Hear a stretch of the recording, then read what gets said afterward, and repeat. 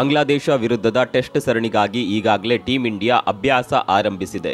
ಆದರೆ ಈ ಮೊದಲ ಟೆಸ್ಟ್ಗಾಗಿ ಪ್ಲೇಯಿಂಗ್ 11 ಆಯ್ಕೆಯೇ ಬಿಗ್ ಚಾಲೆಂಜ್ ಆಗಿದೆ. ವಿಕೆಟ್ ಕೀಪರ್ ಬ್ಯಾಟ್ಸ್ಮನ್ ಆಗಿ ಯಾರು ಆಡ್ತಾರೆ ಅನ್ನುವ ಪ್ರಶ್ನೆ ಮೂಡಿದೆ. ರಿಷಬ್ ಪಂತ್ ವರ್ಸಸ್ ಧ್ರುವ್ ಜುರೇಲ್ ನಡುವೆ ಪೈಪೋಟಿ ಏರ್ಪಟ್ಟಿದೆ. ಈ ಇಬ್ಬರಲ್ಲಿ ಯಾರನ್ನ ಆಡಿಸಬೇಕು ಅಂತ ಟೀಮ್ ಮ್ಯಾನೇಜ್ಮೆಂಟ್ ಸಿಕ್ಕಾಪಟ್ಟೆ ತಲೆ ಕೆಡಿಸಿಕೊಂಡಿದೆ. ಧೋನಿ ನಂತರ ಟೀಂ ಇಂಡಿಯಾಗೆ ಅಂತಹ ಒಬ್ಬ ವಿಕೆಟ್ ಕೀಪರ್ ಕಮ್ ಬ್ಯಾಟ್ಸ್ಮನ್ ಸಿಕ್ಕಿಲ್ಲ.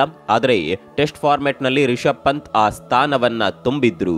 ಬ್ಯಾಟಿಂಗ್ ಮತ್ತು ಕೀಪಿಂಗ್ ಎರಡರಲ್ಲೂ ಪಂತ್ ಅದ್ಭುತ ಪ್ರದರ್ಶನದ ಮೂಲಕ ತಂಡದ ಮ್ಯಾಚ್ ವಿನ್ನರ್ ಪಟ್ಟ ಗಿಟ್ಟಿಸಿದ್ರು. ಆದ್ರೀಗ ಡೆಲ್ಲಿ ಡ್ಯಾಶರ್ಗೆ ಧ್ರುವ್ ಜುರೇಲ್ ಟಫ್ ಕಾಂಪಿಟೇಷನ್ ನೀಡ್ತಿದ್ದಾರೆ. ಸ್ನೇಹಿತರೆ, ಪಂತ್ ಅಪಘಾತ ಆದ ನಂತರ ಟೀಂ ಇಂಡಿಯಾ ಅಭಿಮಾನಿಗಳಲ್ಲಿ ದೊಡ್ಡದೊಂದು ಪ್ರಶ್ನೆ ಕಾಡಿತ್ತು. ಪಂತ್ ಸ್ಥಾನವನ್ನ ಯಾರು ತುಂಬುತ್ತಾರೆ? ಯಾರಾದರೂ ಅವರ ಸ್ಥಾನಕ್ಕೆ ಬಂದರೂ ಕೀಪಿಂಗ್ ಬ್ಯಾಟಿಂಗ್ ಎರಡರಲ್ಲೂ ಮಿಂಚುತ್ತಾರಾ ಅನ್ನುವ ಅನುಮಾನ ಅಭಿಮಾನಿಗಳಲ್ಲಿ ಇತ್ತು. ಆದರೆ ಪಂತ್ ತಂಡದಿಂದ ಔಟ್ ಆದ್ಮೇಲೆ ಅವರ ಸ್ಥಾನವನ್ನ ತುಂಬಬಲ್ಲ ಮತ್ತೊಬ್ಬ ಆಟಗಾರ ಸಿಕ್ಕಿರಲಿಲ್ಲ. KS ಭರತ್ ಪಂತ್ ಹತ್ತಿರಕ್ಕೂ ಕೂಡ ಸುಳಿಯಲಿಲ್ಲ. ಒಂದೇ ಒಂದು ಇನ್ನಿಂಗ್ಸ್ನಲ್ಲೂ ಹೇಳಿಕೊಳ್ಳುವ ಪ್ರದರ್ಶನ ಭರತ್ರಿಂದ ಬರಲಿಲ್ಲ. ಇಂಗ್ಲೆಂಡ್ ವಿರುದ್ಧದ ಟೆಸ್ಟ್ ಸರಣಿ ಭರತ್ಗೆ ತಮ್ಮ ಸಾಮರ್ಥ್ಯ ಪ್ರೂವ್ ಮಾಡೋದಕ್ಕೆ ಬೆಸ್ಟ್ ಚಾನ್ಸ್ ಆಗಿತ್ತು. ಆದರೆ ಮೊದಲ 2 ಪಂದ್ಯಗಳಲ್ಲಿ ಭರತ್ ಫ್ಲಾಪ್ ಶೋ ನೀಡಿದ್ರು. ಬಂಗಾರದಂತಹ ಅವಕಾಶವನ್ನ ಬಳಸಿಕೊಳ್ಳುವಲ್ಲಿ ವಿಫಲರಾದರು. 3ನೇ ಪಂದ್ಯದಲ್ಲಿ ಭರತ್ ಬದಲು ಧ್ರುವ್ ಜುರೇಲ್ಗೆ ಚಾನ್ಸ್ ನೀಡಲಾಯಿತು. ಪದಾರ್ಪಣೆ ಪಂದ್ಯದಲ್ಲೇ ಯಂಗ್ಸ್ಟರ್ ತಮ್ಮ ಸಾಮರ್ಥ್ಯ ಪ್ರೂವ್ ಮಾಡಿದ್ರು. ಮೊದಲ ಇನ್ನಿಂಗ್ಸ್ನಲ್ಲೇ 46 ರನ್ ಬಾರಿಸಿ ಮಿಂಚಿದ್ರು. ಜೊತೆಗೆ ಅದ್ಭುತ ವಿಕೆಟ್ ಕೀಪಿಂಗ್ ಮೂಲಕವೂ ಸೈ ಎನಿಸಿಕೊಂಡ್ರು. 4ನೇ ಟೆಸ್ಟ್ನ ಮೊದಲ ಇನ್ನಿಂಗ್ಸ್ನಲ್ಲೂ ಜುರೇಲ್ ತಮ್ಮ ತಾಕತ್ತು ನಿರೂಪಿಸಿದ್ರು. ಜವಾಬ್ದಾರಿಯುತ ಬ್ಯಾಟಿಂಗ್ನಿಂದ ಸಂಕಷ್ಟದಲ್ಲಿದ್ದ ತಂಡಕ್ಕೆ ನೆರವಾದ್ರು. ಫಿಯರ್ಲೆಸ್ ಬ್ಯಾಟಿಂಗ್ನಿಂದ ಆಂಗ್ಲರ ಮೇಲೆ ಕೌಂಟರ್ ಅಟ್ಯಾಕ್ ಮಾಡಿದ್ರು. 149 ಎಸೆತಗಳಲ್ಲಿ 5 4 ಮತ್ತು 4 ಭರ್ಜರಿ 6 ಸಹಿತ 90 ರನ್ ಗಳಿಸಿದ್ದಾಗ ಔಟ್ ಆದ್ರು. ಪಂತ್ ತಂಡದಲ್ಲಿದ್ರೆ ಏನ್ ಮಾಡುತ್ತಿದ್ರು ಅದನ್ನೇ ಜುರೇಲ್ ಇಂಗ್ಲೆಂಡ್ ಸರಣಿಯಲ್ಲಿ ಮಾಡಿದ್ರು. ಆ ಮೂಲಕ ಪಂತ್ ಸ್ಥಾನವನ್ನ ತುಂಬಿದ್ರು. ಧ್ರುವ್ ಜುರೇಲ್ 3 ಫಾರ್ಮ್ಯಾಟ್ನಲ್ಲಿ ಕೂಡ ಹೊಂದಿಕೊಂಡು ಆಡುವ ಪ್ರತಿಭೆ.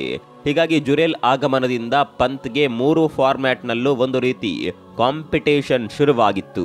ಹೀಗೆ ಜುರೇಲ್ ಟೀಂ ಇಂಡಿಯಾದಲ್ಲಿ ಕಾಯಂ ಸ್ಥಾನ ಪಡಿತಾರೆ ಅನ್ನುವಾಗ ಪಂತ್ ರಿಕವರಿ ಆಗಿ ಟೀಂ ಇಂಡಿಯಾಗೆ ಬಂದು ಬಿಡ್ತಾರೆ. ಹೀಗೆ ಟೀಂ ಇಂಡಿಯಾಗೆ ಮರಳಿ ಬಂದ ಪಂತ್ ಹಿಂದಿನ ವೈಭವ ತೋರಿಸೋದಕ್ಕೆ ಹೆಚ್ಚು ಸಮಯ ತೆಗೆದುಕೊಳ್ಳಲಿಲ್ಲ. ಬರುತ್ತಲೇ ಆರ್ಭಟ ಮಾಡೋದಕ್ಕೆ ಶುರು ಮಾಡಿದ್ರು. ಪಂತ್ ಆರ್ಭಟ ಹೇಗಿರುತ್ತೆ ಅನ್ನೋದು ನಿಮ್ಗೆಲ್ಲ ಗೊತ್ತಿರಬಹುದು. ಪಂತ್ ಸಿಡಿದು ನಿಂತರೆ ಮ್ಯಾಚ್ ಒನ್ ಸೈಡೇ. 2021 ಆಸ್ಟ್ರೇಲಿಯಾ ವಿರುದ್ಧದ ಗಾಬಾ ಟೆಸ್ಟ್ ಮ್ಯಾಚ್ ಅದಕ್ಕೆ ಬೆಸ್ಟ್ ಎಕ್ಸಾಂಪಲ್. ಅವರ ನೆಲದಲ್ಲೇ ಪಂತ್ ಆಸೀಸ್ ಬೌಲರ್ಗಳನ್ನ ಅಟ್ಟಾಡಿಸಿ ಹೊಡೆದಿದ್ರು. ಆ ಮೂಲಕ ಭಾರತಕ್ಕೆ ಐತಿಹಾಸಿಕ ಗೆಲುವು ತಂದುಕೊಟ್ಟಿದ್ರು. 2 ವರ್ಷಗಳ ಬಳಿಕ ಟೆಸ್ಟ್ ತಂಡಕ್ಕೆ ಕಮ್ಬ್ಯಾಕ್ ಮಾಡಿದ್ರು. ಪಂತ್ರನ್ನ ಬೆಂಚ್ ಕಾಯಿಸುವುದು ಸುಲಭವಲ್ಲ.